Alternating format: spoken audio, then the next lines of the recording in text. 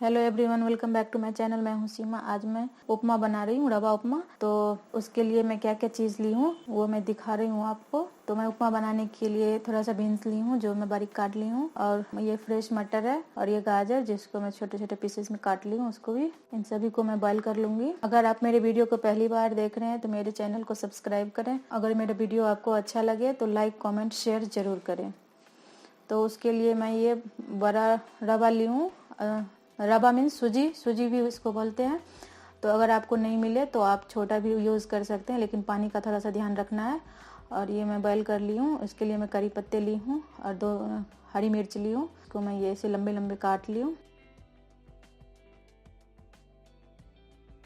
और ये टेस्ट के हिसाब से नमक, और ये उड़द दाल है, चना दाल है थोड़ा थोड़ा सा। ये प्याज है, 2 प्याज ली हूँ मैं यहाँ पे, धनिया पत्ता, और ये सरसों। मैं यहाँ पे छोटे सरसों यूज़ कर रही हूँ, आप चाहे तो बड़ा भी यूज़ कर सकते हैं। पैन गरम हुआ, मैं पहले से पैन रखी थी, पैन गरम हो गया है। अब मैं इसमें घी डाल रही हूँ, 2 बड़े चम्मच आप घी डालें। घी गरम हो गया है। अब मैं इस रवा को सेक लूँगी थोड़ा सा। ज़्यादा इसको नहीं भूनना है, इसका टेस्ट खराब हो जाता है। 2 से 3 मिनट के लिए मैं इसको भून लूँगी। और मैं एक तरफ ये गर्म पानी रखी हूँ, उपमा में गर्म पानी डालते हैं। 2 से 3 मिनट हो गया, अब मैं इसको निकाल लेती हूँ। अब सेम पैन में मैं ये उपमा बनाऊंगी। ये देखिए, ये इसको ऐसे भूनना है, लाल नहीं करना है। अब मैं इसमें रिफाइन डालूंगी, रिफाइन तेल। ये देखिए हमारा तेल गर्म हो गया अभी। अभी मैं इसमें सरसों डाल रही हूँ। सरसों लाल हो, उसके बाद मैं चना दाल, उड़द दाल डाल दूंगी इसमें। इसको थोड़ा सा लाल करना है। ये लाल हो गया है।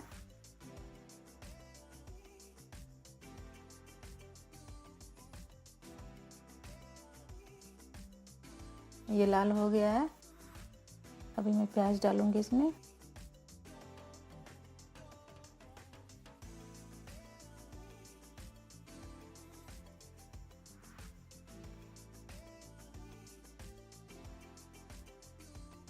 करी पत्ता, हरी मिर्च, इसको सभी को मैं अच्छे से फ्राई करूंगी अभी सॉफ्ट होने तक प्याज को।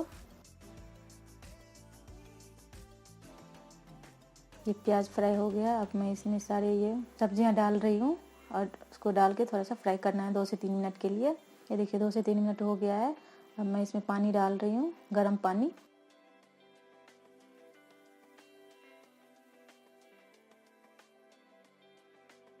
अब पानी थोड़ा मतलब मेजर से डालें, क्योंकि ये थोड़ा सा भी पानी ज़्यादा हो जाता है तो उपमा गीला हो जाता है, अच्छा नहीं लगता है खाने में। तो आप अगर ये पानी सूख जाता है इसमें तो आप बाद में भी पानी डाल सकते हैं उपमा में।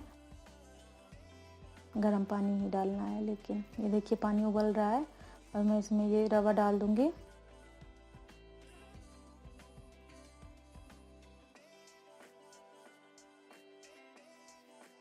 अब मैं इसमें नमक डाल रही हूँ टेस्ट के हिसाब से।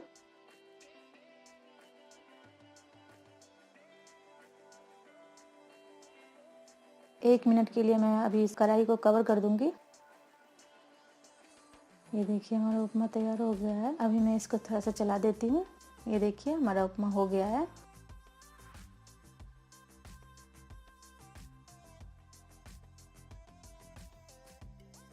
अभी मैं इसमें धनिया पत्ता डाल रही हूँ।